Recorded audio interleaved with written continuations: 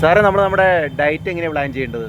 Diet എന്ന് പറയുമ്പോൾ എപ്പോഴും ഒരു ബാലൻസ്ഡ് ഡയറ്റ് ആയിരിക്കണം നമ്മൾ കൈകാര്യം ചെയ്യേണ്ടത്. അപ്പം ഒന്നും അധികമാകാൻ പാടില്ല, ഒന്നും കുറയാനും പാടില്ല. അപ്പോൾ നമ്മളൊരു ബാലൻസ് ആയിട്ടുള്ള മീലാണ് പ്ലാൻ ചെയ്യേണ്ടത്. അതിനകത്ത് പ്രോട്ടീൻ കൂടുതൽ കഴിക്കുക, അതിൻ്റെ കൂടെ തന്നെ കാർബ് മെയിൻറ്റെയിൻ ചെയ്യുക, കൂടുതൽ ഫൈബർ കഴിക്കുക.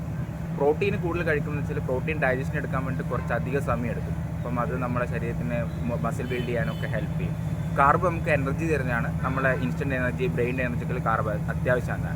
ഫൈബർ എന്ന് പറഞ്ഞാൽ നമ്മളെ ഗട്ടിന് വേണ്ടിയിട്ടുള്ളതാണ്. അതുപോലെ തന്നെ ഫൈബർ കൂടുതൽ കിട്ടുമ്പം മലബന്ധം പോലുള്ള പ്രശ്നങ്ങൾ കുറക്കാൻ ഹെൽപ്പ് ചെയ്യും. അപ്പം കാർബ്, ഫാറ്റ്, വിറ്റാമിൻ എല്ലാം ഒരു ബാലൻസ് ഫോമിൽ വേണം നമ്മൾ കഴിക്കാൻ വേണ്ടി. അപ്പോൾ നമ്മൾ രാവിലെ തൊട്ട് വൈകുന്നേരം വരെ കഴിക്കുന്ന എല്ലാ ഭക്ഷണത്തിലും നമ്മൾ ഈ രീതിയിലുള്ള ഒരു ബാലൻസ്ഡ് ഡയറ്റ് വേണം ഫോളോ ചെയ്യാൻ വേണ്ടി.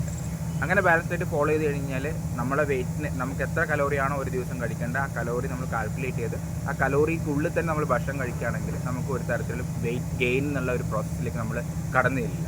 അപ്പോൾ നമ്മൾ ഈ കാർബോഹൈഡ്രേറ്റ് ആയിട്ടുള്ള കഴിക്കുന്നതുകൊണ്ടല്ലേ നമുക്ക് ഫാറ്റി ലിവർ പോലെയുള്ളതൊക്കെ ഉണ്ടാവാൻ കാർബിൻ്റെ പ്രശ്നം വെച്ചാൽ കാർബ് നമ്മൾ കഴിച്ചു കഴിഞ്ഞാൽ അത് നേരെ ഫാറ്റായിട്ട് എക്സസീവായിട്ട് നമ്മൾ കാർബ് കഴിക്കുകയാണെങ്കിൽ ആ കാർബ് നേരെ ഫാറ്റായിട്ട് കൺവേർട്ട് ചെയ്യും. അപ്പോൾ ഫാറ്റ് കൺവേർട്ടായിട്ട് നമുക്ക് ഫാറ്റ് ഡെപ്പോസിഷനാണ് ഉണ്ടാവുക. അപ്പം കാർബ് കുറച്ച് കഴിഞ്ഞാൽ അത്ര നല്ല തന്നെയാണ്. അത്ര ആവശ്യമുണ്ടോ അത്ര ആവശ്യത്തിന് മാത്രം നമ്മൾ കാർബ് കഴിക്കാം.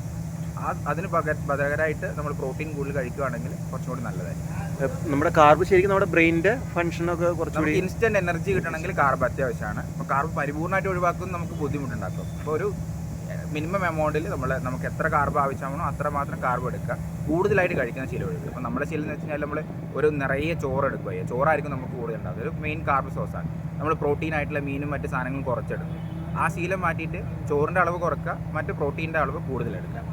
ഈ പ്രോട്ടീൻ എന്ന് പറയുന്നത് നമ്മൾ ഏത് പ്രോട്ടീനാണ് കഴിക്കേണ്ടത്, ഏതാണ് അവോയ്ഡ് ചെയ്യേണ്ടത്? പ്രോട്ടീൻ നമ്മൾ രണ്ടായിട്ട് കാറ്റഗറൈസ് ചെയ്യും. ഒന്ന് ഫസ്റ്റ് ക്ലാസ് പ്രോട്ടീൻ, ഒരു സെക്കൻഡ് ക്ലാസ് പ്രോട്ടീൻ. അപ്പോൾ ഫസ്റ്റ് ക്ലാസ് പ്രോട്ടീനിലാണ് നമുക്ക് മെയിനായിട്ട് വരുന്നത് കോഴി, മുട്ട, തൈര്, ബീഫ്, മട്ടൺ ഒക്കെ ഫസ്റ്റ് ക്ലാസ് പ്രോട്ടീനാണ് വരുന്നത്. ഇതിനകത്ത് ഫുൾ എസൻഷ്യൽ അമിനോ ആസിഡ്, നമുക്ക് ശരീരത്തിന് ആവശ്യമായിട്ടുള്ള 9 എസൻഷ്യൽ അമിനോ ആസിഡ് അതിൻ്റെ അകത്തുണ്ട്. അപ്പോൾ അത് നമുക്ക് കൂടുതൽ അത് കഴിക്കാനാണ് അതാണ് നമ്മൾ കൂടുതൽ കഴിക്കേണ്ടത്.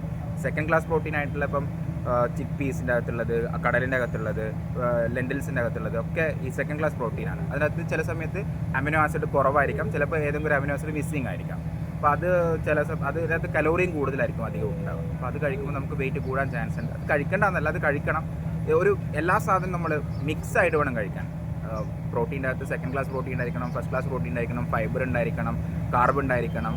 എല്ലാ സാധനവും നമ്മൾ ഈക്വൽ എമൗണ്ടിൽ നമ്മൾ ഭക്ഷണത്തിൽ ഉൾപ്പെടും.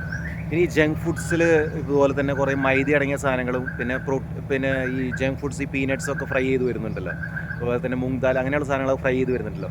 അതും പ്രോട്ടീനാണ്.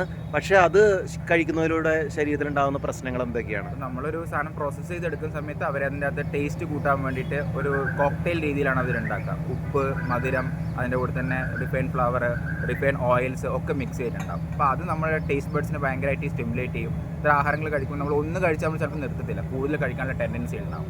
അത് നമ്മളെ ചില സമയത്ത് ബുദ്ധിമുട്ടാക്കി മാറ്റും. അത് നമ്മുടെ ഹെൽത്തിനെ ബാധിക്കും. അപ്പോൾ നമ്മളൊരു ഒരു എല്ലാം കൂടി മിക്സ് ചെയ്തിട്ടുള്ള വെജിറ്റബിൾസും നമ്മുടെ പ്രോട്ടീൻ നമ്മൾ കുക്ക് ചെയ്തിട്ടുള്ള സാധനങ്ങൾ നമ്മുടെ ഡയറ്റിൽ ഉൾപ്പെടുന്നതാണ് എപ്പോഴും നല്ലതല്ലേ? എപ്പോഴും നമ്മൾ വീട്ടിലുണ്ടാക്കിയിട്ടുള്ള ആഹാരങ്ങളായിരിക്കും നമ്മൾ ചൂസ് ചെയ്യേണ്ടത്. അപ്പോൾ അതിൻ്റെ അകത്ത് നമുക്ക് ഒരു ദിവസം എത്ര എനർജി വേണം, എത്ര കലോറി വേണം നമ്മൾ അറിഞ്ഞിരിക്കണം. ആ കലോറി അനുസരിച്ച് വേണം നമ്മൾ ഭക്ഷണങ്ങൾ പ്ലാൻ ചെയ്യാൻ വേണ്ടിയിട്ട്.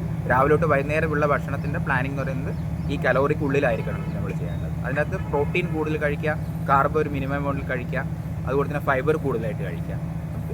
ഹെൽത്തി ഫാറ്റ്, സാച്ചുറേറ്റഡ് ഫാറ്റായിട്ടുള്ള ഹെൽത്തി ഫാറ്റായിട്ടുള്ള കോക്കനട്ട് ഓയിൽ, ഗീ അങ്ങനത്തെ സാധനങ്ങൾ കൂടുതൽ ഉപയോഗിക്കുക. റിഫൈൻഡ് ഓയിൽസുകൾ നമ്മൾ ഒഴിവാക്കുക. Okay sir, thank you. Very best.